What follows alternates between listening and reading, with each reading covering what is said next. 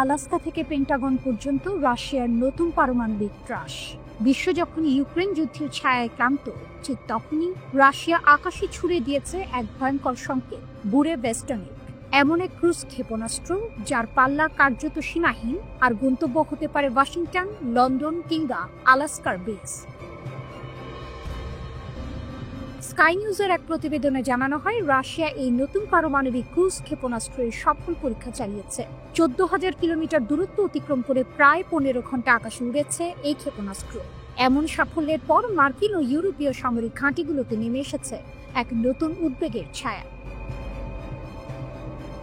রাশিয়ার জেনারেল স্টাফের প্রধান ভ্যালেরি গেরাসিমভ প্রেসিডেন্ট ভ্লাদিমির পুতিনকে জানিয়েছেন 21 অক্টোবর ক্ষেপণাস্ত্রটির এই পরীক্ষা সম্পন্ন হয়েছে। তার ভাষায়, বুরেভেস্টনিকের মতো প্রযুক্তি পৃথিবীর আর কোনো দেশের নেই। এটি যে কোনো দূরত্বে সবচেয়ে সুরক্ষিত লক্ষ্যবস্তুর ওপরও নির্ভুলভাবে আঘাত হানতে সক্ষম। বুরেভেস্টনিক ঝড়ের পাখি। রাশিয়ান ভাষায় বুরেভেস্টনিক এর অর্থ ঝড়ের পাখি। নামের মতোই এটি যেন ঝড়ের মতোই অনিয়ন্ত্রিত। ন্যাটো একে SCX-9 স্কাইফল নামে অভিহিত করেছে। এটি ভূমি থেকে উৎক্ষেপণযোগ্য, পারমাণবিক শক্তিচালিত এবং সর্বোচ্চ গোপনীয়তায় তৈরি এক ক্রুজ ক্ষেপণাস্ত্র। রাডারে ধরা পড়ে না, এমনকি ট্র্যাক করা যায় কেবল বিশেষ মহাকাশযানের মাধ্যমে। 2018 সালে প্রথম এই প্রকল্পের ঘোষণা দেন প্রেসিডেন্ট পুতিন। তখন থেকেই পশ্চিমা সামরিক বিশ্লেষকদের মাথা ব্যথা শুরু হয়, কারণ প্রচলিত ক্ষেপণাস্ত্রের মতো এটি সীমিত নয়, বরং পৃথিবীর যে কোনো কোনায় আঘাত হানতে পারে এবং আকাশে থাকতে পারে ঘন্টার পর ঘন্টা বা দিনের পর দিন। পুতিনের আত্মবিশ্বাস। ক্যামোফ্লাজ পোশাকে সজ্জিত অবস্থায় রাষ্ট্রীয় টেলিভিশনে পুতিন বলেন, এটি এমন একটি অস্ত্র যার মতো পৃথিবীতে আর নেই। আমাদের কৌশলগত বাহিনী এখন এমন এক পর্যায়ে পৌঁছেছে যা সব পারমাণবিক শক্তির ঊর্ধ্বে। তিনি আরো জানান, ক্ষেপণাস্ত্রটির গুরুত্বপূর্ণ পরীক্ষার ধাপ সম্পন্ন হয়েছে। এখন সময় এসেছে এটিকে যুদ্ধ প্রস্তুত অবস্থায় নিয়ে যাওয়ার। পুতিন বলেন, বুধবার তিনি স্থল, সমুদ্র ও আকাশপথে রাশিয়ার কৌশলগত পারমাণবিক বাহিনীর সমন্বিত মহড়া প্রত্যক্ষ করেছেন। তার দাবি, রাশিয়ার পারমাণবিক ঢাল এখন সর্বকালের সর্বোচ্চ নির্ভরযোগ্য অবস্থায় রয়েছে। বিশ্বজুড়ে প্রতিক্রিয়া। বিশ্লেষকদের মতে, বুরেভেস্টনিকের সাফল্য মানে রাশিয়া এখন এমন এক প্রযুক্তি হাতে পেয়েছে যা পশ্চিমা প্রতিরক্ষা ব্যবস্থার জন্য অদৃশ্য আতঙ্ক। যুক্তরাষ্ট্র ও ইউরোপ এখন নতুন করে ভাবতে বাধ্য হচ্ছে কিভাবে সামাল দেওয়া যায় এমন এক ক্ষেপণাস্ত্রকে যা তাদের প্রতিটি রাডারের বাইরে চলে যায়। একজন ইউরোপীয় সামরিক বিশেষজ্ঞ স্কাই নিউজকে বলেন, এই ক্ষেপণাস্ত্র আধুনিক যুদ্ধের সংজ্ঞাই বদলে দিতে পারে। এটি কেবল একটি অস্ত্র নয়, এটি রাশিয়ার প্রযুক্তিগত প্রতিশোধের ঘোষণা। এক নতুন ভারসাম্য। বিশ্বজুড়ে চলছে ক্ষমতার নতুন মেরুকরণ। ইউক্রেনের যুদ্ধে যেমন পশ্চিমা সমর্থন দৃঢ়, তেমনি রাশিয়াও তার সামরিক সক্ষমতা প্রদর্শনে আরও আক্রমণাত্মক হয়ে উঠছে। আর এই পরীক্ষার মাধ্যমে পুতিন যেন বিশ্বকে স্মরণ করিয়ে দিলেন, রাশিয়াকে অবরুদ্ধ করা যায় কিন্তু থামানো যায় না। যে আকাশে বুরেভেস্টনিক উড়েছে, সেখানে নেমে এসেছে ভয়, আর পৃথিবীর মানচিত্রে জেগে উঠেছে এক শীতল সতর্কবার্তা, রাশিয়া এখনো অপরাজেয়। নীরবতায় কিছু উঠে আসে। শান্ত পাহাড়ের নিচে তেহরানের দক্ষিণ পূর্বে তেলাগান-2 আবার শ্বাস নিচ্ছে। এক নাম যা একসময় গোয়েন্দাদের রাতের ঘুম কেড়ে নিয়েছিল, এক নাম যা মরতে চায় না। 2024 সালের অক্টোবরে ইসরায়েলি যুদ্ধ বিমানের হামলা তেলাগান-2কে ধ্বংসস্তূপে পরিণত করেছিল। আগুন, ধোঁয়া, ধ্বংস। বিশ্ব ভেবেছিল এই অধ্যায় শেষ। কিন্তু এবার উপগ্রহ চিত্র বলছে ভিন্ন কথা। নির্মাণ চলছে, পুনর্জন্ম শুরু হয়েছে। বিজ্ঞান ও আন্তর্জাতিক সুরক্ষা ইনস্টিটিউট নিশ্চিত করেছে তেলাগান-2 পুনর্নির্মিত হচ্ছে। প্রাচীন সামরিক কমপ্লেক্সে, যেখানে গোপনীয়তার আবরণ সবসময় ছায়া ফেলে, ধ্বংসের ধুলো ছড়িয়ে পড়েছে নতুন নির্মাণের কাজে, যেন আগের অগ্নি পরীক্ষার স্মৃতি ঢেকে রাখছে। তারপর ভিত্তি, তারপর অট্টালিকা। অগস্ট মাসে 45x17 মিটার বিশাল খিলানযুক্ত ভবন উত্থিত হয়েছে। পাশে 2টি ছোট ভবন এবং একটি নতুন খিলানযুক্ত কাঠামো, ধুলো আর দৃঢ়তার প্রতীক। বিশেষজ্ঞরা বলছেন, এটি সাধারণ পুনর্গঠন নয়। বিস্ফোরণ প্রতিরোধী দেয়াল, শক্তিশালী ছাদ, সামরিক নির্ভুলতা। একটি দুর্গ, একটি সাইট যা একবার বিমান হামলায় ধ্বংস হয়েছিল, এবার আরও শক্তিশালীভাবে উঠেছে। তেলাগান-2 ছিল ইরানের গোপন AMAD পরিকল্পনার মূল কেন্দ্র। পারমাণবিক ওয়ারহেডের জন্য উচ্চ বিস্ফোরক ট্রিগার পরীক্ষা এখানেই হতো। এটি কখনো আন্তর্জাতিক পরিদর্শনের আওতায় আসেনি, গোপন, সুরক্ষিত, অস্বীকারযোগ্য। 2003 সালে AMAD প্রকল্প বন্ধ হওয়ার পর পশ্চিমা বিশ্বের নিঃশ্বাস চলছিল, কিন্তু গোয়েন্দারা জানিয়েছিলেন কার্যকলাপ আবার শুরু হয়েছে। অক্টোবরে ইসরায়েলি আক্রমণ সেই সতর্কবাণীকে চ্যালেঞ্জ করেছিল। তাদের প্রতিশোধ ছিল স্পষ্ট, তবুও ধ্বংসের ছাই থেকে এখন আবার কিছু উঠে আসছে। এবার ইরান দেখাচ্ছে শক্তি, ইটের পর ইট, শক্তিশালী এবং সুরক্ষিত। বার্তা স্পষ্ট, আমরা শেষ করিনি। উপগ্রহ চিত্র, গোয়েন্দা নোট সবই উত্তেজনা বাড়াচ্ছে। পশ্চিমা বিশ্বের নজর এখন তালেবান 2 এর দিকে। ইরানের পারমাণবিক স্বপ্ন কি শুধু ধোঁয়ায় ঢেকে রাখা হবে, নাকি বাস্তবে শক্তি দেখাবে? বা চীনের মরুভূমিতে নির্মাণের ধুলো উঠছে, শক্তি উত্থিত হচ্ছে, তালেবান 2 তার ছাই থেকে ফিরে এসেছে। প্রশ্ন রয়ে যাচ্ছে, ইরান কি শান্তির জন্য নির্মাণ করছে, নাকি শক্তি প্রদর্শনের জন্য প্রস্তুতি নিচ্ছে? 18 অক্টোবর ইরানের জন্য ছিল এক বিশেষ দিন। এদিন দেশটির পররাষ্ট্রমন্ত্রী ঘোষণা করেন, যুক্তরাষ্ট্র সহ পশ্চিমা বিশ্বের 6 শক্তিধর দেশের সঙ্গে পরমাণু কর্মসূচি নিয়ন্ত্রণ রাখা নিয়ে তাদের যে চুক্তি হয়েছিল সেটির মেয়াদ শেষ হয়েছে। কার্যত ইরানের পরমাণু কর্মসূচি নিয়ে আঞ্চলিক প্রতিদ্বন্দ্বী ইসরায়েল বরাবরই সরব। তারাই যুক্তরাষ্ট্র, যুক্তরাজ্য, ফ্রান্স সহ বিভিন্ন দেশকে এ নিয়ে চাপ দিয়ে আসছে। 2015 সালে ইরান ও বিশ্বের 6 প্রভাবশালী দেশ joint comprehensive plan of action JCPOA সই করে। পরে 2018 সালে ওই চুক্তি থেকে বের হয়ে যায় যুক্তরাষ্ট্র। চুক্তি অনুযায়ী ইরান যাতে পারমাণবিক অস্ত্র তৈরি করতে না পারে সেজন্য পরমাণু সমৃদ্ধকরণের একটি সীমা টেনে দেওয়া হয়। JCPOA এর সঙ্গে চুক্তির মেয়াদ শেষ হওয়ায় ইরান আর শর্ত মেনে চলবে না। ইরান অবাধে তাদের পারমাণবিক কর্মসূচি চালিয়ে যেতে পারবে। সেই সঙ্গে পরমাণু সমৃদ্ধকরণের সীমাও থাকছে না, যা ইরানকে পরমাণু অস্ত্র তৈরিরও সুযোগ করে দিতে পারে।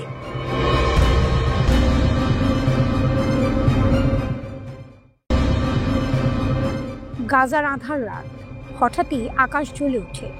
আগুনের লেলিহান শিখা ছুঁয়ে যায় ইসরায়েলের দিগন্ত। হামাস যেন বজ্রপাতে আঘাত হানে, রকেট বলি ছুড়ে দেয় তেল আবিবের আকাশের দিকে। আকাশ কাঁপে, মাটি কাঁপে, আর মানুষের হৃদয় ধকধক করে ওঠে। গাজা থেকে 5টি রকেট নিক্ষেপ, আয়রন ডোম তো থামাতে ব্যর্থ। এ খবর ছড়িয়ে পড়তেই আতঙ্ক ছড়ায় ইসরায়েলের রাস্তায়। IDF এর দাবি 4টি রকেট আটকানো গেছে, কিন্তু 5ম রকেট আঘাত হানে খোলা প্রান্তরে। হতাহতের খবর না থাকলেও বার্তা ছিল স্পষ্ট, হামাসের শক্তি এখনো অটুট, ভয়ঙ্কর। এটি একদিনের মধ্যে দ্বিতীয় আক্রমণ। এর আগে উত্তর গাজা থেকে 2টি রকেট ছোড়া হয়েছিল। সেগুলো আয়রন ডোম আটকাতে পারলেও আতঙ্ক থামাতে পারেনি। কারণ এই হামলার পেছনে শুধু বিস্ফোরণ নেই, আছে প্রতিরোধের গর্জন, আছে দখলদারের বিরুদ্ধে অবিচল লড়াই। গাজার তাল আল হাওয়া এলাকায় মাত্র একদিন আগেই IDF এর সঙ্গে হামাস ইউনিটগুলোর রক্তক্ষয়ী সংঘর্ষ হয়েছিল। সেই সংঘর্ষ যেন এই রাতের বাড়িতে ঘি ঢেলে দিল। সারায়া আল কুদস ভিডিও প্রকাশ করেছে। দৃশ্যে দেখা যায় যোদ্ধারা কাছ থেকে মর্টার নিক্ষেপ করছে, IDF এর সাঁজোয়া জিপ ধ্বংস করছে। ইসরায়েলি হেলিকপ্টারগুলো আহত সেনাদের সরিয়ে নিতে মরিয়া। দৃশ্যটি যেন কোনো যুদ্ধ সিনেমার সবচেয়ে রুদ্ধশ্বাস দৃশ্য, কিন্তু এটি বাস্তব। এদিকে যুক্তরাষ্ট্রের প্রেসিডেন্ট ডোনাল্ড ট্রাম্পের নেতৃত্বে আনা শান্তি পরিকল্পনা হামাস সোজাসুজি নাকচ করেছে। গাজার রাস্তায় এই বার্তায় প্রতিধ্বনিত হচ্ছে, আমরা মাথা নোয়াবো না। একদিকে যুক্তরাষ্ট্র শান্তির নামে চাপিয়ে দিতে চায় পরিকল্পনা, অন্যদিকে হামাস জানিয়ে দেয় তাদের প্রতিরোধ চলবে। প্রশ্ন হচ্ছে, কেন বারবার ইসরায়েলের প্রতিরক্ষা ভেঙে পড়ছে? আয়রন ডোম কি সত্যি অটুট, নাকি গাজার গেরিলা যোদ্ধারা শিখে ফেলেছে কিভাবে ভয়ঙ্কর প্রতিরক্ষা ভেদ করতে হয়? এই হামলা যেন সে প্রশ্নের উত্তর খুঁজে দেয়। রাতের অন্ধকারে রকেটের আগুন শুধু আকাশ ছিঁড়ে যায়নি, কাঁপিয়ে দিয়েছে ইসরায়েলি সামরিক মানসিকতাকে। বারবার বলা হচ্ছিল ইসরায়েল নিরাপদ, লোহার গম্বুজ অটুট। অথচ মাত্র 24 ঘন্টায় 2 দপ্পা হামলা দেখিয়ে দিল সত্যিকারের শক্তি গাজায় লুকিয়ে আছে। হামাসের এই বার্তা যেন তাই স্পষ্ট, আমাদের রকেট হয়তো সবসময় লক্ষ্যবস্তুতে আঘাত হানে না, কিন্তু আমাদের অস্তিত্বই ইসরায়েলের জন্য এক অবিরাম দুঃস্বপ্ন। তেল আবিবে আক্রমণের এই রাত তাই শুধু আতঙ্কের নয়, ভয়ঙ্কর এক প্রতিশোধের গল্প। ইসরায়েল যতই আধুনিক প্রযুক্তি সাজিয়ে রাখুক, গাজার বুকে প্রতিরোধের আগুন নিচ্ছে না, বরং প্রতিটি সংঘর্ষ, প্রতিটি বিস্ফোরণ, প্রতিটি রকেট ইঙ্গিত দিচ্ছে নতুন ভোরের, যেখানে ইসরায়েলের আকাশও নিরাপদ নয়। শেষমেশ এই আক্রমণ শুধু সামরিক সংঘর্ষ নয়, এটি এক ঘোষণাপত্র। হামাস জানিয়ে দিল শক্তি এখনো তাদের হাতে, প্রতিরোধ এখনো তাদের রক্তে।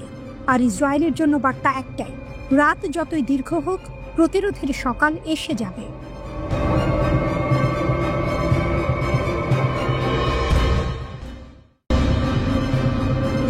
ইসরায়েলের দিকে ক্লাস্টার ওয়ারহেড মিসাইল ছুড়ল হুথি যোদ্ধারা।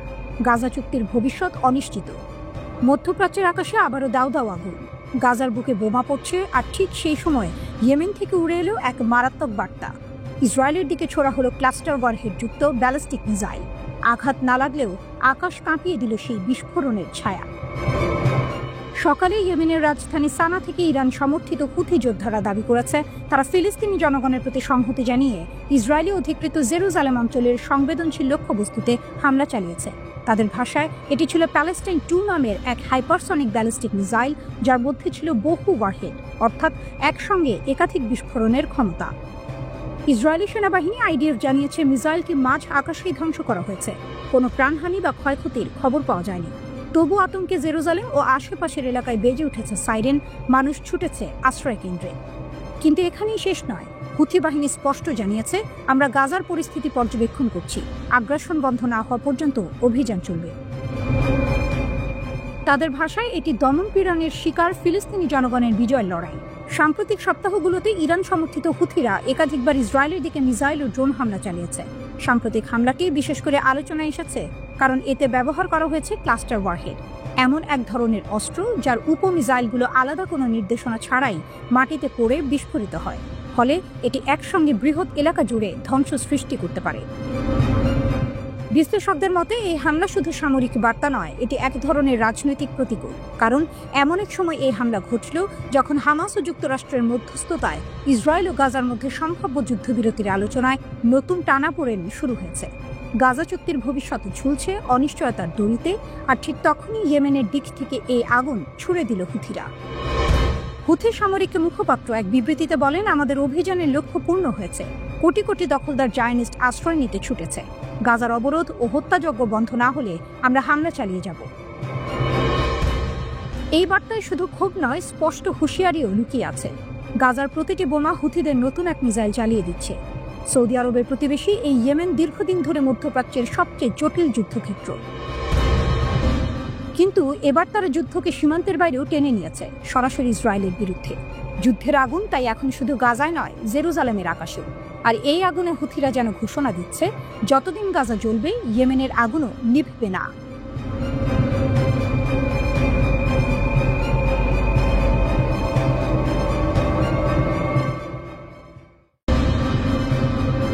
মধ্যপ্রাচ্যের আকাশ আবারও অগ্নিগর্ভ। তেল আবিব থেকে ভেসে আসছে যুদ্ধের ঢোল। তেহরানের দিকে তাক করা হয়েছে দৃষ্টি। প্রশ্ন একটাই, ইসরায়েল কি ইরানকে আঘাত করতে চলছে? ইসরায়েলের সেনাবাহিনী বা আইডিএফ এর এক জ্যেষ্ঠ কর্মকর্তা সতর্ক করেছেন, প্রয়োজনে ইসরায়েল ইরানে আবারও হামলা চালাতে পারে। সব বিকল্প আমাদের হাতে খোলা। কথাগুলো শীতল নয়, বরং আগুনের স্ফুলিঙ্গ। তিনি আরও দাবি করেছেন, আইডিএফ ইতিমধ্যে ইরানকে প্রচণ্ড আঘাত দিয়েছে। তেহরান জানে তার ক্ষতির পরিধি কতটা বড়। তাহলে কি যুদ্ধের ড্রাম বাজছে? ইসরায়েলের কথায় উত্তেজনা ছড়ালেও দৃশ্যপটের আসল নাটক ঘটছে তেহরানে। কারণ এই সতর্কতার একদিন আগে ইরান নিজের সেনাবাহিনীকে দাঁড় করিয়েছে যুদ্ধের প্রস্তুতিতে।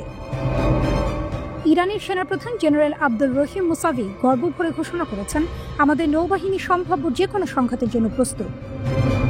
গাজার রক্তক্ষয়ী 12 দিনের যুদ্ধ শেষ হওয়ার মাত্র কয়েক সপ্তাহ পর তিনি নৌঘাঁটিতে গিয়ে সৈন্যদের সঙ্গে দেখা করেন। তার চোখে ভেসে ওঠে যুদ্ধের প্রস্তুতির আগুন।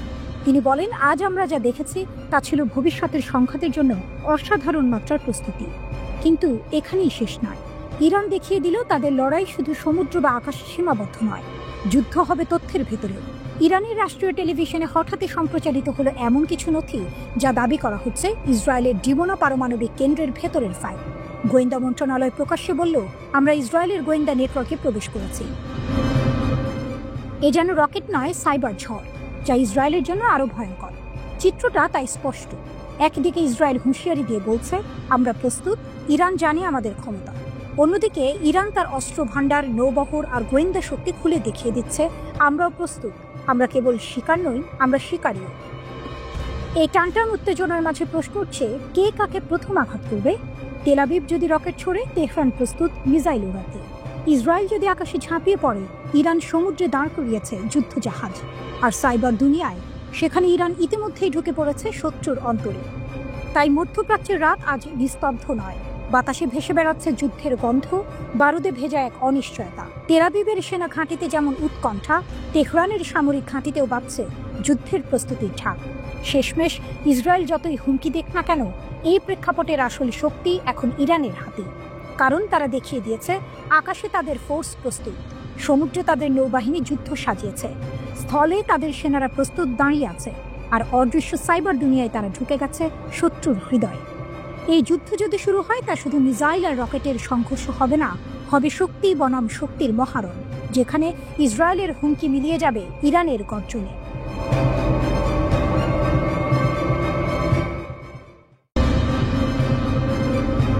গাজা নগরীর হৃদয়ে এক চমকপ্রদ দৃশ্য।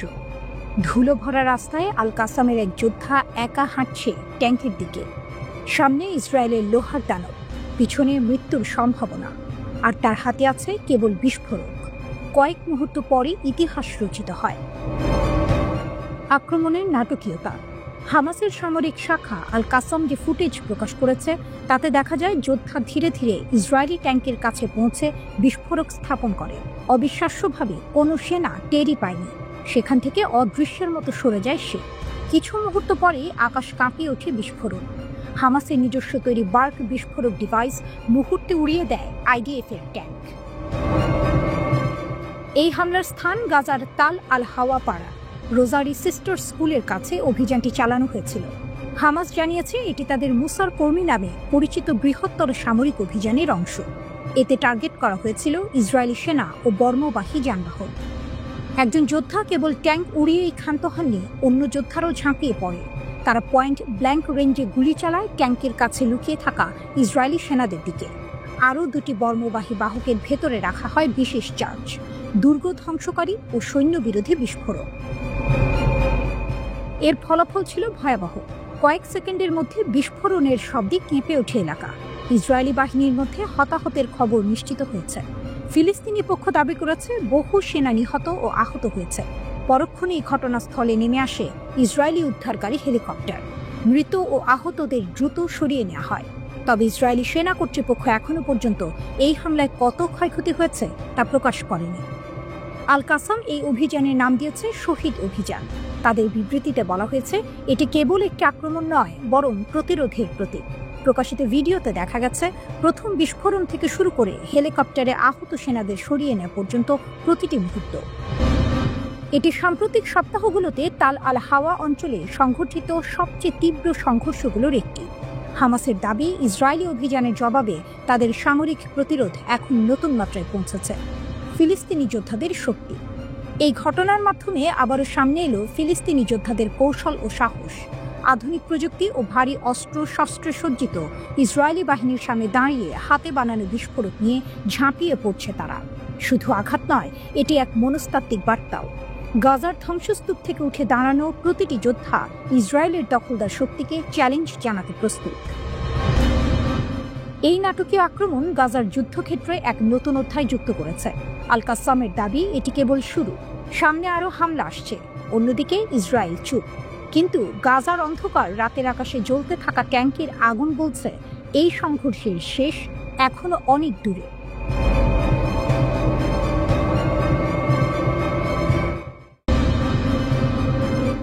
মুসলিম বিশ্বে হামাসের প্রশংসার ঝড়, সৌদির নেতৃত্বে নতুন ঐক্যের বার্তা। গাজার যুদ্ধের মধ্যে নতুন এক কূটনৈতিক ঝড় তুলেছে মুসলিম বিশ্ব। হামাসের বড় পদক্ষেপের পর একসঙ্গে কণ্ঠ তুলেছে ইসলামী বিশ্বের শীর্ষ দেশগুলো। সৌদি আরব, কাতার, তুরস্ক, পাকিস্তান, মিশর, জর্ডান, সংযুক্ত আরব আমিরাত এবং ইন্দোনেশিয়া। তারা হামাসের সাম্প্রতিক ঘোষণা গুরুত্বপূর্ণ ও ইতিবাচক মোড় বলে বর্ণনা করেছে। এই যৌথ বিবৃতিতে দেশগুলো হামাসকে ধন্যবাদ জানিয়েছে যুদ্ধবিরতি নিয়ে যুক্তরাষ্ট্রের প্রস্তাবিত আলোচনায় অংশ নেওয়ার জন্য এবং তাদের গুরুত্বপূর্ণ প্রস্তুতির প্রশংসা করেছে। বিবৃতিতে বলা হয়েছে, গাজার যুদ্ধ বন্ধে হামাস যে আগ্রহ দেখিয়েছে তা ফিলিস্তিনি জনগণের জন্য আশার আলো। বিবৃতিটি এসেছে এমন এক সময়ে যখন যুক্তরাষ্ট্রের প্রেসিডেন্ট ডোনাল্ড ট্রাম্প গাজা যুদ্ধ বন্ধে একটি 21 দফা প্রস্তাব তুলে ধরেছেন। সেই প্রস্তাবের একটি বড় অংশে রয়েছে বন্দীদের মুক্তি, হামাসের কাছ থেকে প্রশাসনিক ক্ষমতা, একটি অন্তর্বর্তী প্রযুক্তিবিদ সরকারকে হস্তান্তর এবং ধীরে ধীরে ইসরায়েলি বাহিনীর প্রত্যাহার। হামাস সম্প্রতি প্রস্তাবটির কিছু অংশে সম্মতি জানিয়ে আনুষ্ঠানিক জবাব পাঠিয়েছে। তবে তারা জানিয়েছে কিছু ধারা নিয়ে এখনো আলোচনার প্রয়োজন আছে। তাদের অবস্থান স্পষ্ট, গাজার সার্বভৌমত্ব ও ফিলিস্তিনিদের নিরাপত্তা নিয়ে কোনো আপোষ নয়। এই ঘোষণার পরে সৌদি আরব নেতৃত্ব দিল মুসলিম বিশ্বের এক বিরল ঐক্যের। রিয়াদ থেকে শুরু হওয়া বার্তা বলছে, এখন সময় এসেছে ইসরায়েলকে গাজা থেকে সেনা প্রত্যাহার করতে হবে এবং ফিলিস্তিনি কর্তৃপক্ষকে সেখানে ফিরিয়ে আনতে হবে। বিবৃতিতে মুসলিম দেশগুলোর পররাষ্ট্রমন্ত্রীরা বলেন, আমরা হামাসের ইতিবাচক ভূমিকা স্বাগত জানাই। এটি শান্তির পথে এক নতুন সূচনা। তারা যুক্তরাষ্ট্রের প্রস্তাবে উল্লেখিত শর্তগুলো বাস্তবায়নের দাবি জানিয়েছে, যার মধ্যে রয়েছে ফিলিস্তিনিদের নিরাপত্তা, মানবিক সহায়তার অবাধ প্রবাহ এবং বাস্তুচ্যুতি বন্ধের নিশ্চয়তা। এই বিবৃতিতে বিশেষভাবে জোর দেওয়া হয়েছে এক ভবিষ্যৎ দুই রাষ্ট্রভিত্তিক সমাধানের ওপর, যেখানে একটি স্বাধীন ফিলিস্তিন রাষ্ট্র প্রতিষ্ঠার পথ খুলে যাবে। তবে বিশ্লেষকদের মতে এই ঘোষণার সবচেয়ে বড় বার্তা এসেছে রিয়াদ থেকে। সৌদি আরব শুধু বিবৃতি দেয়নি, বরং কূটনৈতিক ও ধর্মীয় উভয় ক্ষেত্রেই নেতৃত্ব দিচ্ছে। গাজার যুদ্ধ নিয়ে নীরবতা ভাঙার পর এখন সৌদি আরব মধ্যপ্রাচ্যে ইসলামী ঐক্যের প্রতীক হয়ে উঠছে। একজন আঞ্চলিক বিশ্লেষক বলেন, যে মুহূর্তে পশ্চিমা জোট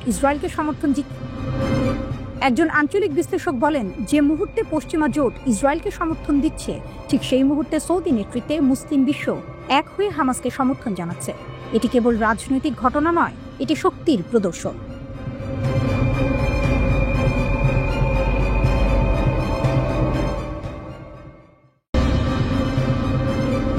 ইয়ম কিপ্পুরের প্রার্থনা ভেদ করে হঠাৎ গর্জে ওঠে সাইরেন, আকাশ কাঁপিয়ে ওঠে রকেট বিস্ফোরণ।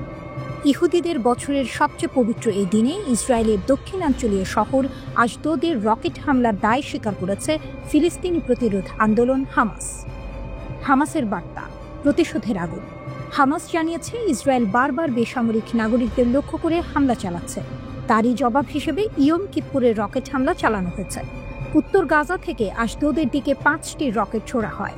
ইসরায়েলি প্রতিরক্ষা বাহিনী আইডিএফ নিশ্চিত করেছে এর মধ্যে 4টি প্রতিরক্ষা ব্যবস্থা আটকাতে সক্ষম হয়, তবে একটি রকেট খোলা জায়গায় গিয়ে পড়ে।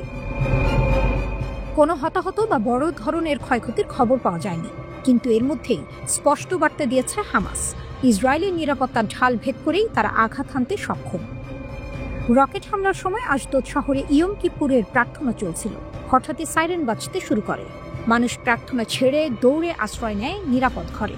মুহূর্তে আতঙ্কে ভরে যায় গোটা শহর। বিস্ফোরণের শব্দ প্রতিধ্বনিত হয় আকাশ জুড়ে। দিনের আগের দিকে গাজা সীমান্তবর্তী এলাকায় আরও 2টি রকেট হামলার চেষ্টা হয়। স্থানীয় সময় দুপুর 2টার দিকে সাইরেন বাজে, আর ইসরায়েলি বিমান প্রতিরক্ষা ব্যবস্থা উভয় রকেট আটকায়। রকেট হামলার একই দিনে আরেকটি নাটকীয় ঘটনা ঘটে সমুদ্রে। গাজার উদ্দেশ্যে মানবিক সহায়তা নিয়ে যাত্রা করা একটি আন্তর্জাতিক ফ্লোটিলাকে আটকায় ইসরায়েলি নৌবাহিনী। এই ফ্লোটিলায় ছিলেন সুইডিশ পরিবেশ কর্মী গ্রেটা থানবার্গ সহ আরও অনেকে। ইসরায়েলি কর্মকর্তারা তাদের আটক করে দাবি করেন ফ্লোটিলা আসলে হামাসের সমর্থনে সংগঠিত, তবে আয়োজকেরা এই দাবি সরাসরি প্রত্যাখ্যান করেছে। ফ্লোটিলার এক সদস্য সুইডিশ নাগরিক গুনবে একটি ভিডিও বার্তায় বলেছেন, আমাকে ইসরায়েলি বাহিনী অপহরণ করেছে। আমাদের মিশন ছিল সম্পূর্ণ অহিংস ও আন্তর্জাতিক আইন অনুযায়ী। দয়া করে আমার সরকারকে বলুন যেন আমাদের অবিলম্বে মুক্তি দাবি করে। অন্যদিকে ইসরায়েলি নৌবাহিনী ঘোষণা দিয়েছে, আপনারা অবরুদ্ধ এলাকায় প্রবেশ করছেন। গাজায় সহায়তা পৌঁছাতে চাইলে নির্ধারিত চ্যানেলের মাধ্যমে আশদোদ বন্দরে নিয়ে আসুন। সেখানেই নিরাপত্তা পরীক্ষা শেষে তা গাজায় পাঠানো হবে। প্রতিরোধের বার্তা, গাজায় প্রতিরোধ যোদ্ধাদের এই হামলা হয়তো প্রাণহানি ঘটায়নি, কিন্তু এটি মনস্তাত্ত্বিকভাবে ইসরায়েলকে নাড়িয়ে দিয়েছে। সবচেয়ে পবিত্র দিনে রকেট আঘাত দেখিয়েছে প্রতিরোধকারীরা কেবল অস্ত্রেই নয়, কৌশলেও সমান শক্তিশালী। ইয়ম কিপ্পুরের এই রাত হয়তো ইতিহাসে থেকে যাবে প্রতিরোধ ও প্রতিক্রিয়ার প্রতীক হয়ে। এদিকে মার্কিন প্রেসিডেন্ট ডোনাল্ড ট্রাম্প দাবি করেন, অক্টোবর 7 এর হামলার প্রতিশোধ হিসেবে ইতিমধ্যে 25,000-এর বেশি হামাস যোদ্ধা নিহত হয়েছে। বাকিরা সামরিকভাবে ঘেরাও হয়ে আছে এবং আমার নির্দেশের অপেক্ষায় আছে। নিজের সামাজিক যোগাযোগ মাধ্যম ট্রুথ সোশ্যালে এক পোস্টে তিনি আরও লেখেন, আমরা জানি তোমরা কারা এবং কোথায় আছো, তোমাদের শিকার করে হত্যা করা হবে। একই সঙ্গে সাধারণ ফিলিস্তিনিদের উদ্দেশ্যে তিনি বলেন, আমি নিরপরাধ ফিলিস্তিনিদের অনুরোধ করছি এই বিপজ্জনক অঞ্চল ছেড়ে গাজার নিরাপদ অংশে চলে যেতে। একই সঙ্গে সাধারণ ফিলিস্তিনিদের উদ্দেশ্যে তিনি বলেন, আমি নিরপরাধ ফিলিস্তিনিদের অনুরোধ করছি এই বিপজ্জনক অঞ্চল ছেড়ে গাজার নিরাপদ অংশে চলে যেতে।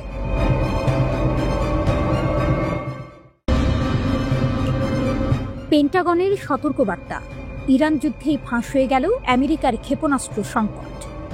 বিস্ময়কর অস্ত্র সংকট নিয়ে যুক্তরাষ্ট্রের প্রতিরক্ষা সদর দপ্তর পেন্টাগন এখন গভীর উদ্বেগে।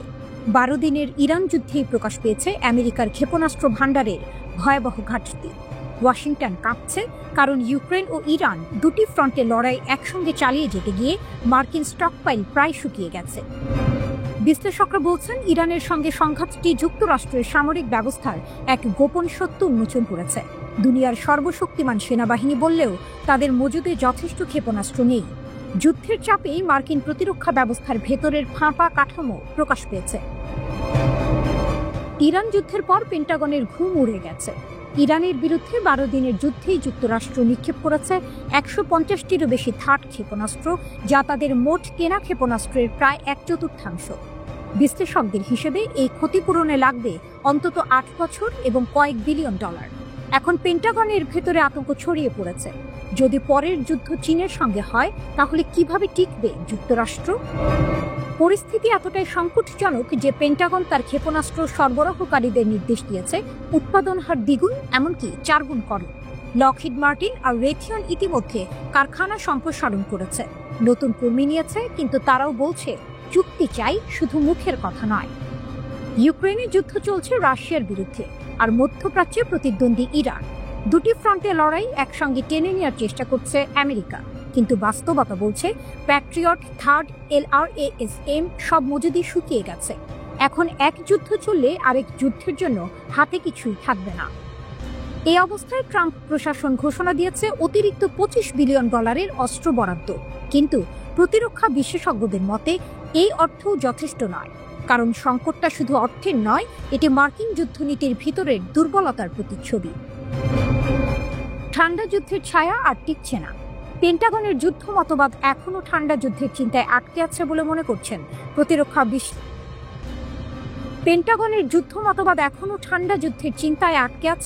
করছেন প্রতিরক্ষা বিশ্লেষকরা। তারা বলছেন, আজকের যুদ্ধ ড্রোন, ইলেকট্রনিক জ্যামিং ও মিসাইল বৃষ্টির লড়াই, কিন্তু আমেরিকা এখনো পুরনো কৌশলে বন্দী। ইরান যুদ্ধ সেই পুরনো মানসিকতার পর্দা ছিঁড়ে দিয়েছে। আধুনিক যুদ্ধক্ষেত্রে ইরানের প্রতিরক্ষা ব্যবস্থা, ড্রোন ও ক্ষেপণাস্ত্র প্রযুক্তি মার্কিন আকাশ প্রতিরক্ষাকে চ্যালেঞ্জ করেছে। ফলে বিশ্বের নজর ঘুরে গেছে। যে দেশকে একসময় অক্ষর শত্রু বলা হতো, সেই ইরানই এখন যুক্তরাষ্ট্রকে নিজের সীমাবদ্ধতা বোঝাতে বাধ্য করছে। ইউক্রেনের যুদ্ধ আমেরিকার গুদাম খালি করেছিল, আর ইরানের যুদ্ধ সেটি উন্মোচন করল। এখন পেন্টাগন সাপ্তাহিকভাবে মিসাইল এক্সিলারেশন কাউন্সিলের সভা করছে, যেন দ্রুত উৎপাদন বাড়ানো যায়। কিন্তু বিশ্লেষকরা বলছেন, এটা সময়ের সঙ্গে দৌড়। ইরান দেখিয়েছে যুদ্ধ শুধু অর্থে নয়, সাহসে জয় হয়। যেখানে আমেরিকার ক্ষেপণাস্ত্র ফুরিয়ে যায়, সেখানে তেহরানের আকাশে এখনো নতুন ক্ষেপণাস্ত্র জন্ম নেয়। এক পাশে শঙ্কিত পেন্টাগন, অন্য পাশে আত্মবিশ্বাসে জ্বলছে ইরান। যুদ্ধের বাস্তবতা তাই বলছে দুনিয়া বদলাচ্ছে। হয়তো ইতিহাসে লিখছে নতুন অধ্যায়, যেখানে ইরান দাঁড়িয়ে যাচ্ছে যুক্তরাষ্ট্রের ভয়ের প্রতীকে।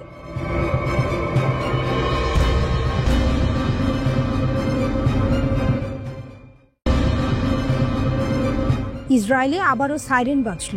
ইয়েমেনের হুথিদের ক্ষেপণাস্ত্র হামলায় আতঙ্ক ছড়ালো টেল আবিব জুড়ে। ইতিহাসের এক অদ্ভুত পরিহাস। গাজার উপরে ইসরায়েলের অবিরাম আগুনের মাঝেই দূর আরব উপদ্বীপ থেকে উঠে আসে এক বজ্রধ্বনি। ইয়েমেনের আকাশ থেকে ছুটে আসে ক্ষেপণাস্ত্র, লক্ষ্য ইসরায়েল। ভোরে মধ্য ইসরায়েলের আকাশ কাঁপিয়ে ওঠে ইয়ার রেড সাইরেনের শব্দে। রাজধানী তেল আবিব সহ একাধিক শহরে মানুষ দৌড়ে যায় বোমা শেল্টারে।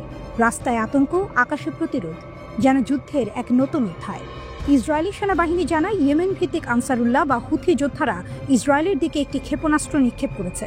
দেশটির আকাশ প্রতিরক্ষা ব্যবস্থা দ্রুত সক্রিয় হয়ে ক্ষেপণাস্ত্রটি শনাক্ত করে এবং মাঝ আকাশেই ধ্বংস করে দেয়। তবু আতঙ্কের রেশ মুছে যায়নি, কারণ এই হামলা কেবল এক ক্ষেপণাস্ত্র নয়, বরং এক বার্তা। গাজায় আগুন জ্বললে ইয়েমেন নীরব থাকবে না। ইসরায়েলি সেনাবাহিনীর দাবি, মার্চের 18 তারিখ থেকে এটি ছিল ইয়েমেন থেকে ইসরায়েল লক্ষ্য করে নিক্ষেপিত 91তম ব্যালিস্টিক ক্ষেপণাস্ত্র। শুধু তাই নয়, একই সময়ে অন্তত 41টি ড্রোন পাঠানো হয়েছে ইসরায়েলের দিকে। হুথিদের লক্ষ্য পরিষ্কার, যতদিন গাজার অবরোধ থাকবে ততদিন তারা তাদের আগুন থামাবে না। তেল আবিবের পাশাপাশি ইসরায়েল অধিকৃত পশ্চিম তীরের দক্ষিণাঞ্চলেও বাজে সতর্কতার সাইরেন। ইসরায়েলি সংবাদ মাধ্যম টাইমস অফ ইসরায়েল জানায়, এখন পর্যন্ত কোনো ক্ষয়ক্ষতির খবর পাওয়া যায়নি, কিন্তু আতঙ্কের ঢেউ ছড়িয়ে পড়েছে ইসরায়েলি জনমনে। হুথিদের মুখপাত্র ঘোষণা দিয়েছেন, আমাদের সামরিক অভিযান চলবে যতক্ষণ না গাজার ওপরের আগ্রাসন শেষ হচ্ছে এবং অবরোধ তুলে নেওয়া হচ্ছে। তারা আরও জানায়, ইসরায়েলি জাহাজ চলাচল রুখতে লাল সাগর, আরব সাগর, বাব আল মান্দাব প্রণালী ও এডেন উপসাগরে অব্যাহত থাকবে নৌ অবরোধ, এবং তারা আন্তর্জাতিক কোম্পানিগুলোকে সতর্ক করেছে যেন এই অবরোধ ভাঙার চেষ্টা না করে। এই হামলার আগেও অক্টোবরের 1 তারিখে ইয়েমেন থেকে ইসরায়েলের উপকূলীয় শহর এলাতের দিকে ড্রোন পাঠানো হয়েছিল। সেটিও ইসরায়েলি বিমান বাহিনীর মাঝ আকাশেই ভূপাতিত করে। 2023 সাল থেকে হুথিরা নিয়মিতভাবে ইসরায়েল সম্পৃক্ত জাহাজে হামলা চালাচ্ছে। তাদের দাবি, এটি গাজার ফিলিস্তিনিদের প্রতি সংহতি জানানোর এক যুদ্ধ। তাদের ভাষায়, এই যুদ্ধ এখন শুধু সীমান্তে নয়, বরং বিশ্বাসে, প্রতিশোধে এবং ন্যায়ের দাবিতে লড়া হচ্ছে। তেহরান সমর্থিত এই সংগঠনটি যে শক্তি ও প্রযুক্তিতে ক্রমে অপ্রতিরোধ হয়ে উঠছে তা ইসরায়েল ভালোভাবেই বুঝতে পারছে। কারণ মধ্যপ্রাচ্যের মানচিত্রে ইয়েমেন অনেক দূরে হলেও তাদের ক্ষেপণাস্ত্রের নাগাল এখন তেল আবিব পর্যন্ত পৌঁছে গেছে।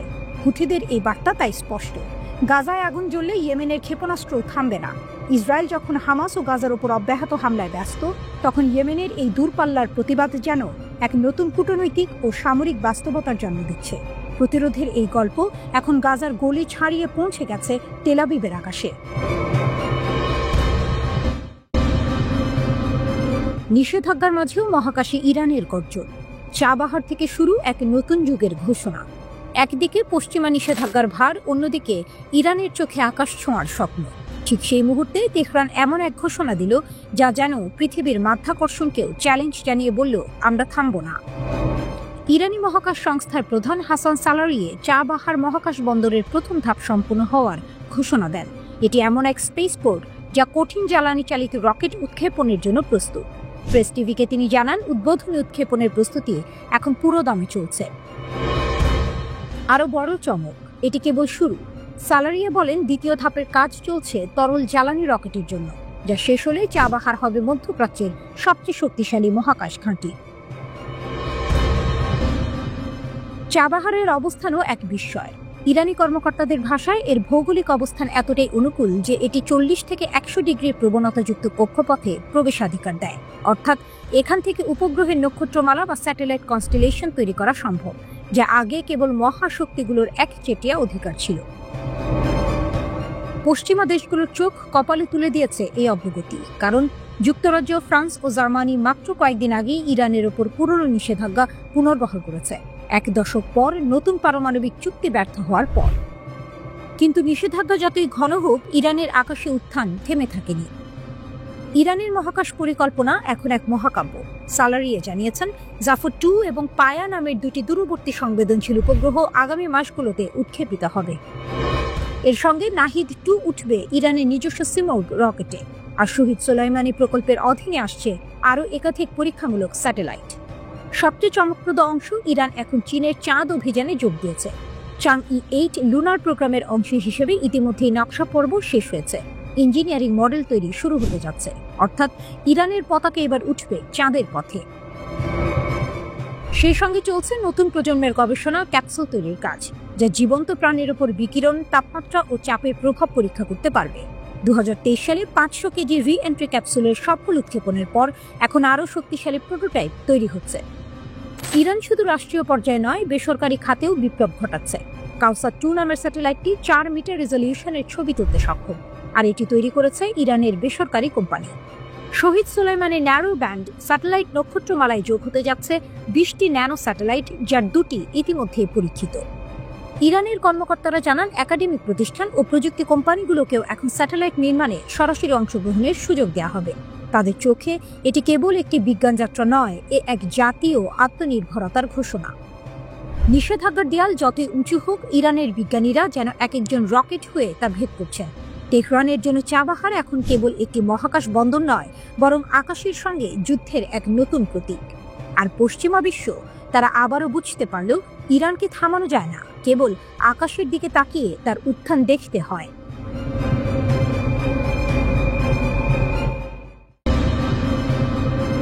টমাহক পাঠালে সম্পর্ক শেষ, ট্রাম্পকে পুতিনের চূড়ান্ত হুমকি।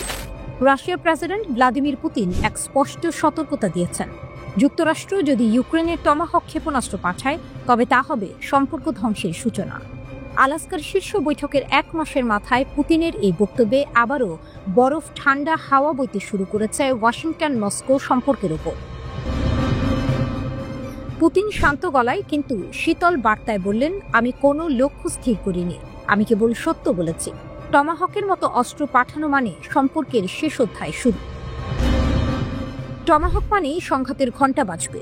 পুতিন বলেন, নতুন অস্ত্র, বিশেষ করে দূরপাল্লার টমাহক, এগুলির উচ্চ নির্ভুলতা ভালো, কিন্তু এটি বন্ধুত্ব নয়, যুদ্ধের সূচনা করবে। তার মতে যুক্তরাষ্ট্র যদি ইউক্রেনকে টমাহক দেয় তবে সেটি রাশিয়া আমেরিকা সম্পর্কের ভঙ্গুর ইতিবাচক প্রবণতাগুলিকে সম্পূর্ণ মুছে দেবে। ওদিকে ওয়াশিংটন কিয়েভের অনুরোধ বিবেচনা করছে রাশিয়ার গভীরে আঘাত হানতে 2500 কিলোমিটার পাল্লার টমাহক ক্ষেপণাস্ত্র সরবরাহের বিষয়ে। খবরটি ছড়াতেই মস্কোতে নেমে আসে কূটনৈতিক অস্থিরতা। কাগজের বাঘ তর্কে নতুন আগুন। সম্প্রতি ট্রাম্প ইউক্রেন ইস্যুতে রাশিয়াকে কাগজের বাঘ বলে মন্তব্য করেন। জবাবে পুতিন কটাক্ষ করে বলেন, রাশিয়ার অগ্রগতি ঠেকাতে না পারা ন্যাটোই কি আসল কাগজের বাঘ নয়? তার এই বক্তব্য রুশ রাষ্ট্রীয় টিভিতে সম্প্রচারিত হয়েছে, যা দেখিয়েছে মস্কোর আত্মবিশ্বাস এখনো অটল, এমনকি ট্রাম্পের রাগও তাতে ফিকে। রাশিয়ার শক্তি ও প্রস্তুতি। ক্রেমলিনের প্রতিরক্ষা বিশ্লেষকরা বলছেন, রাশিয়া এখন যুদ্ধের জন্য সম্পূর্ণ প্রস্তুত। পারমাণবিক শক্তিধর দেশটি নতুন প্রজন্মের প্রতিরক্ষা নেটওয়ার্ক গড়ে তুলছে, যা টমাহক সহ যে কোনো শত্রু ক্ষেপণাস্ত্র ভূপাতিত করতে সক্ষম। পুতিন আরও বলেন, আমরা জানি টমাহক পরিচালনা মার্কিন সামরিক সম্পৃক্ততা ছাড়া অসম্ভব, তাই এমন পদক্ষেপ নিলে তা সরাসরি সংঘর্ষের দিকে ঠেলে দেবে। রাশিয়ার সামরিক সূত্র জানিয়েছে, প্রয়োজনে তারা নতুন S-500 প্রতিরক্ষা ব্যবস্থা সক্রিয় করবে, যা 200 কিলোমিটার উচ্চতায় শত্রু ক্ষেপণাস্ত্র ধ্বংস করতে পারে। আমরা আমাদের আকাশ অপ্রবেশযোগ্য রাখব, বলেছে মস্কো।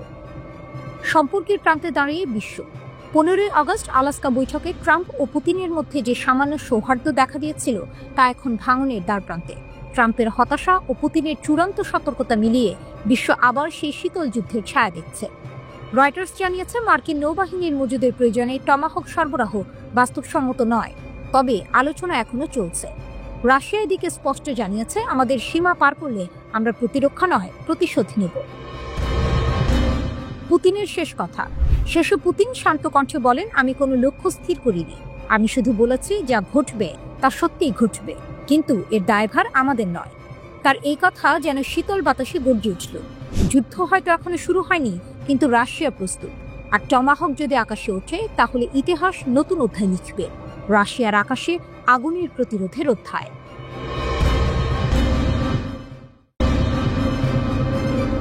চাবাহার মহাকাশ বন্দরে নতুন ইতিহাস। প্রথম কঠিন জ্বালানি উৎক্ষেপণের দ্বারপ্রান্তে ইরান। ইতিহাসের নতুন অধ্যায়ে পা দিতে যাচ্ছে ইরান। দক্ষিণ পূর্বাঞ্চলের চাবাহার মহাকাশ বন্দর থেকে প্রথম কঠিন জ্বালানি চালিত রকেট উৎক্ষেপণের প্রস্তুতি এখন চূড়ান্ত। ইরানি মহাকাশ সংস্থার প্রধান হাসান সালারিয়ে শনিবার বিশ্ব মহাকাশ সপ্তাহ 2025-এর উদ্বোধনী অনুষ্ঠানে ঘোষণা দিয়েছেন, চাবাহারের আকাশে শিগগিরই উঠবে ইরানের নতুন মহাকাশ যান। এই ঘোষণা শুধু একটি মহাকাশ প্রকল্পের খবর নয়, এটি ইরানের প্রযুক্তিগত আত্মনির্ভরতার প্রতীক। বহু নিষেধাজ্ঞা, রাজনৈতিক অবরোধ ও আন্তর্জাতিক চাপের মধ্যেও ইরান প্রমাণ করছে তারা থামবে না। সালারিয়া জানিয়েছেন, চাবাহার মহাকাশ বন্দরের প্রথম পর্যায় সম্পন্ন হয়েছে। এই পর্যায়ে মূলত কঠিন জ্বালানি রকেট উৎক্ষেপণের জন্য তৈরি করা হয়েছে। আর দ্বিতীয় পর্যায়টি, যেখানে ভারী প্যালোড বহন এবং একাধিক উৎক্ষেপণ সম্ভব হবে, তা এখন নকশা পর্যায়ে রয়েছে। চাবাহারের অবস্থানও কৌশলগতভাবে অত্যন্ত গুরুত্বপূর্ণ। সালারিয়ে বলেন, এই ঘাঁটি 40 থেকে 100 ডিগ্রি প্রবণতার কক্ষপথে প্রবেশের সুযোগ দেয়, যা স্যাটেলাইটের জন্য অপরিহার্য। অর্থাৎ এটি শুধু ইরানের নয়, বৈশ্বিক মহাকাশ মানচিত্রে এক নতুন কেন্দ্র হয়ে উঠছে। উৎক্ষেপণ সারিতে জাফর, পায়া, নাহিদ ও সোলেমানি প্রকল্প। ইরান আগামী মাসগুলোতে একাধিক স্যাটেলাইট উৎক্ষেপণের প্রস্তুতি নিচ্ছে। জাফর 2 ও পায়া রিমোট সেন্সিং স্যাটেলাইট বিদেশি উৎক্ষেপণ যানে মহাকাশে পাঠানো হবে। অন্যদিকে নাহিদ 2 উৎক্ষেপণ করা হবে ইরানের নিজস্ব সিমোর্গ রকেটে। সবচেয়ে আকর্ষণীয় পরিকল্পনা হলো শহীদ সোলাইমানি স্যাটেলাইট প্রকল্প, যেখানে 20টির মতো ন্যানো স্যাটেলাইট নিয়ে তৈরি হবে এক বিশাল মহাকাশ যোগাযোগ নেটওয়ার্ক। এরই মধ্যে 2টি পরীক্ষামূলক মডেল 3U ও 6U কিউবসেট তৈরি হয়েছে। সালারিয়া আরও জানান, ইরান এখন চীনের চাংই-8 চন্দ্র অভিযানে যোগ দিয়েছে। প্রকল্পটির নকশা পর্যায় সম্পন্ন, আর এখন শুরু হচ্ছে ইঞ্জিনিয়ারিং মডেলের উন্নয়ন। ভবিষ্যতে আন্তর্জাতিক মহাকাশ স্টেশন প্রকল্পেও ইরান অংশ নিতে চায়। এই অংশীদারিত্বের মধ্য দিয়ে ইরান শুধু আঞ্চলিক শক্তি নয়, মহাকাশেও নতুন সহযোগিতার দ্বার খুলছে। একদা যাকে নিষিদ্ধ দেশ বলা হতো, সে আজ বৈশ্বিক মহাকাশ ক্লাবের অংশ। রিমোট সেন্সিং উপগ্রহ পার্স 3, রাডার স্যাটেলাইট রেড 2 এবং উচ্চ ব্যান্ডউইথ যোগাযোগ স্যাটেলাইট নাহিদ 3 ও পার্স 2 সবই এখন চূড়ান্ত পরীক্ষার অপেক্ষায়। এমনকি বেসরকারি খাতের তৈরি কাউসার 2 স্যাটেলাইটও উৎক্ষেপণের জন্য প্রস্তুত। ইরান আজ বিশ্বের শীর্ষ 10 দেশের মধ্যে জায়গা করে নিয়েছে, যারা নিজেদের উপগ্রহ তৈরি ও উৎক্ষেপণ করতে সক্ষম। বিশ্ববিদ্যালয়, গবেষণা প্রতিষ্ঠান ও বেসরকারি কোম্পানিগুলোকে যুক্ত করে ইরান গড়ে তুলছে এক সম্পূর্ণ মহাকাশ বাস্তুতন্ত্র। চাবাহারের আকাশে যখন প্রথম কঠিন জ্বালানি রকেট উঠবে, তা শুধু এক উৎক্ষেপণ নয়, তা হবে এক জাতির আত্মবিশ্বাসের প্রতিধ্বনি। যেখানে নিষেধাজ্ঞা ব্যর্থ, সেখানে ইরানের দৃঢ়তা জয়ী। এই আকাশে আজ একটাই বার্তা লেখা থাকবে, ইরান থামে না, ইরান উড়ে যায়।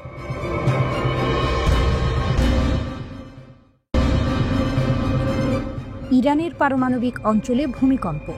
ইরানের মধ্যাঞ্চলীয় ইস্পাহান প্রদেশে রাতের বেলা রিখটার স্কেলে 5.3 মাত্রার ভূমিকম্প আঘাত হানে। কম্পন অনুভূত হয়েছে তেহরান, কোমে এবং আশেপাশের বেশ কিছু অঞ্চলে। ভূমিকম্পের কেন্দ্রে অবস্থিত ফোর্দো ইউরেনিয়াম সমৃদ্ধকরণ কেন্দ্র, যা ইরানের প্রধান পারমাণবিক স্থাপনা হিসেবে পরিচিত। এর আশেপাশে আগে ইসলামিক রিভলিউশনারি গার্ড কর্পস এর সামরিক স্থাপনাও ছিল। এই ভূমিকম্পের পর দেশ জুড়ে মানুষ আতঙ্কিত হয়ে রাস্তায় নেমে আসে। ফোর্দো কেন্দ্রের অবস্থান এই ভূমিকম্পকে কেবল ভূমিকম্পের হিসেবেই দেখা হয় না। এটি যেন প্রশ্ন তোলে, ইরান কি পারমাণবিক পরীক্ষা করছে?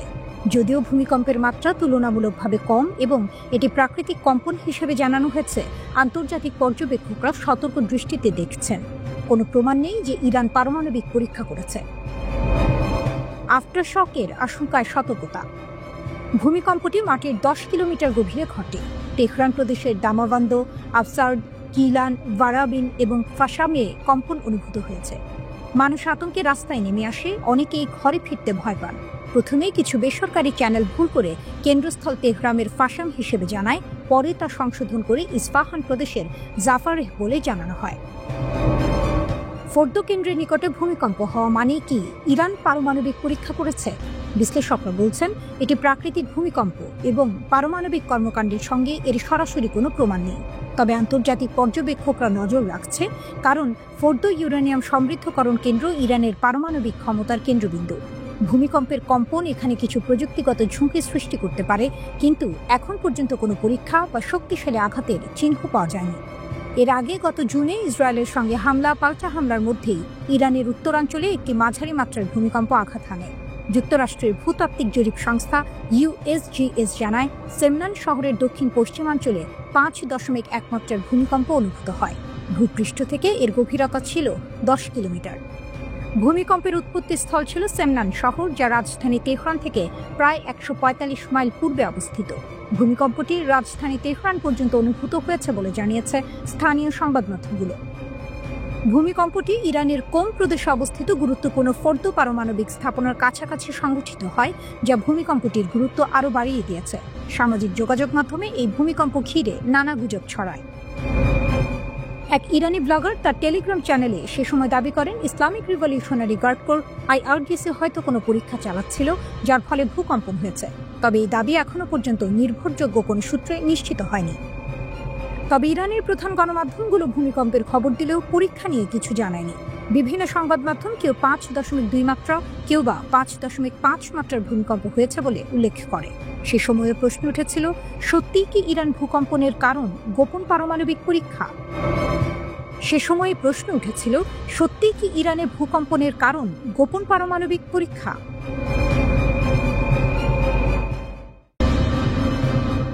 ইরানের দিকে ফের ঝুঁকছে ইসরায়েল। ট্রাম্পের নিষেধ উপেক্ষা করে নতুন সংঘাতের আভাস। মধ্যপ্রাচ্যের বাতাসে আবারও যুদ্ধের গন্ধ।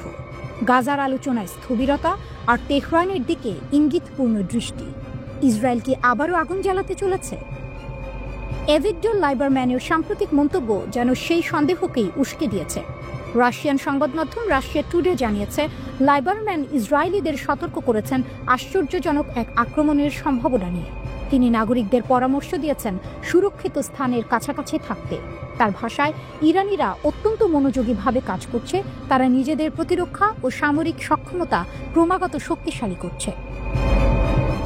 এই বক্তব্য এমন এক সময় এলো যখন মাত্র একদিন আগে ইরান ঘোষণা দিয়েছিল তারা পারমাণবিক অস্ত্র চায় না। ইরানের সর্বোচ্চ নেতা আয়াতুল্লাহ আলী খামেনি স্পষ্ট করেছেন, আমরা গণবিধ্বংসী অস্ত্রের পক্ষে নই, এটি একটি ধর্মীয় বিশ্বাস ও ফতোয়া, আমরা কখনোই পারমাণবিক অস্ত্র অনুসরণ করিনি, করবও না। তবুও বিশ্বজুড়ে সন্দেহের মেঘ ঘনীভূত। জাতিসংঘ গত মাসে ইরানের বিরুদ্ধে নতুন করে নিষেধাজ্ঞা জারি করেছে তার পারমাণবিক কর্মসূচির কারণে। আর ঠিক তার পেছনেই লুকিয়ে আছে জুন মাসের সেই ভয়াবহ 12 দিনের যুদ্ধ, যা বদলে দিয়েছিল ইরান ইসরায়েল সম্পর্কের মানচিত্র। 13 জুন ইসরায়েল আক্রমণ চালায় ইরানের মূল পারমাণবিক স্থাপনাগুলোতে। হামলায় নিহত হন একাধিক শীর্ষ ইরানি জেনারেল, কিন্তু ইরান থেমে থাকেনি। প্রতিশোধের আগুনে তেহরান জবাব দেয় আকাশ জোড়া ড্রোন ও ব্যালিস্টিক ক্ষেপণাস্ত্র বৃষ্টিতে, যা ইসরায়েলের প্রতিরক্ষা ভেদ করে ঢুকে যায়। পশ্চিমা সামরিক বিশ্লেষকেরা একে বলেছিলেন এক নতুন যুগের সূচনা, যেখানে ইরানের ড্রোন প্রযুক্তি ইসরায়েলের আয়রন ডোমকে অকার্যকর করে দেয় কয়েক ঘন্টার মধ্যেই। 22 জুন পরিস্থিতি এতটাই উত্তপ্ত হয় যে যুক্তরাষ্ট্র সরাসরি যুদ্ধে জড়িয়ে পড়ে। অপারেশন মিডনাইট হ্যামান নামের গোপন অভিযানে মার্কিন যুদ্ধবিমান বোমা বর্ষণ করে নাতানজ, ফার্দো ও ইস্পাহানের ইরানি পারমাণবিক স্থাপনাগুলিতে। এরপর জাতিসংঘে বক্তৃতা দিতে গিয়ে ইসরায়েলি প্রধানমন্ত্রী বেনিয়ামিন নেতানিয়াহু ট্রাম্পকে ধন্যবাদ জানিয়ে বলেন, ইরানের সঙ্গে 12 দিনের যুদ্ধ, আমি যেটাকে বলি অপারেশন রাইজিং লায়ন, ইতিহাসে চিরস্মরণীয় হয়ে থাকবে। আমাদের সাহসী পাইলটরা তেহরানের আকাশ দখল করেছিল। মার্কিন B-2 পাইলটদের সঙ্গে মিলে তারা ইরানের পারমাণবিক কেন্দ্র ধ্বংস করে দেয়। কিন্তু এই আত্মবিশ্বাসী ভাষণের অন্তরালে রয়েছে এক ভয়াবহ বাস্তবতা। সেই যুদ্ধের পর থেকেই ইরান আগের চেয়ে আরও শক্তিশালী, আরও প্রস্তুত। তাদের ড্রোন, ক্ষেপণাস্ত্র ও সাইবার প্রতিরক্ষা ব্যবস্থা এখন মধ্যপ্রাচ্যের অন্যতম ভয়ঙ্কর শক্তি। শেষ পর্যন্ত ট্রাম্পের মধ্যস্থতায় যুদ্ধবিরতি হলেও বাস্তবে আগুন এখনও নিভে যায়নি। এখন আবারও ইসরায়েলি রাজনীতিতে যখন অস্থিরতা, গাজার আলোচনায় স্থবিরতা, তখন লাইবারম্যানের আশ্চর্যজনক আক্রমণ মন্তব্য যেন নতুন এক ঘূর্ণিঝড়ের ইঙ্গিত দিচ্ছে। তেহরানের বার্তাটি স্পষ্ট, যে হাত ইরানের দিকে উঠবে তাকে আমরা ইতিহাসে পরিণত করব। ইরান আজ শুধু প্রতিরোধের নাম নয়, বরং মধ্যপ্রাচ্যের মাটিতে এক নতুন শক্তির প্রতীক। আর সেটি হয়তো ইসরায়েলকে আবারও দ্বিধায় ফেলেছে।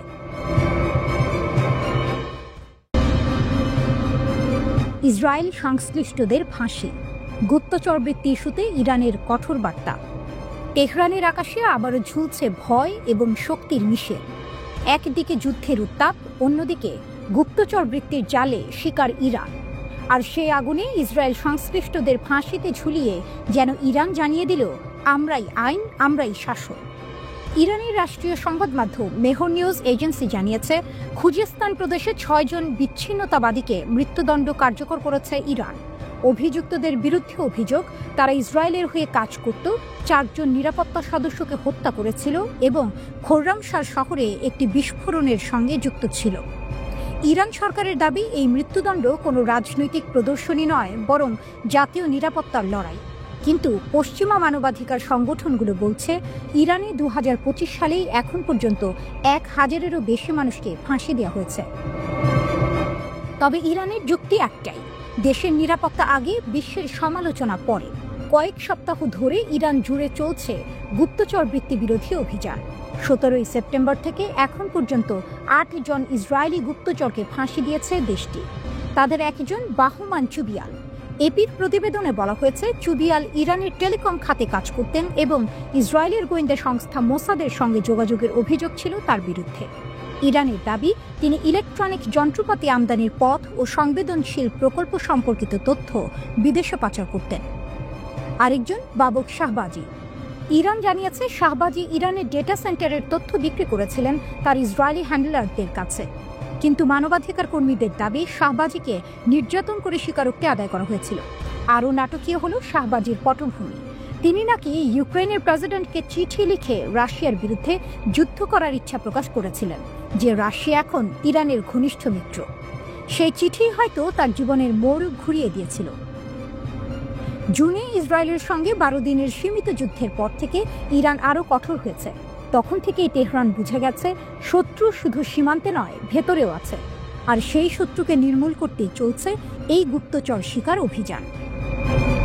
অসলো ভিত্তিক ইরান হিউম্যান রাইটস এবং ওয়াশিংটন ডিসি ভিত্তিক আব্দুর রহমান বোরোমান্ড সেন্টার দাবি করেছে, চলতি বছরে 1000-এরও বেশি মৃত্যুদণ্ড কার্যকর করেছে ইরান। কিন্তু তেহরানের কাছে এটি সংখ্যা নয়, এটি নিরাপত্তার সংজ্ঞা। হয়তো মানবাধিকার সংস্থা বলবে অমানবিক, কিন্তু ইরানের দৃষ্টিতে এটি অপরিহার্য। তারা যেন ঘোষণা দিচ্ছে, মোসাদের ছায়া যতই গভীর হোক, পারস্যের মাটিতে তা টিকবে না। ইরান জানাচ্ছে তার শত্রুদের গুপ্তচর বৃত্তির দাম এখানে মৃত্যুর সমান। আর সেই বার্তা এখন শুধু ইসরায়েল নয়, গোটা বিশ্ব শুনছে পরিষ্কারভাবে। শেষ পংক্তি যেন তেহরানের গর্জন, যে আমাদের ভূমিতে আগুন ছড়াবে তাকে আমরা ছাই করে দেব।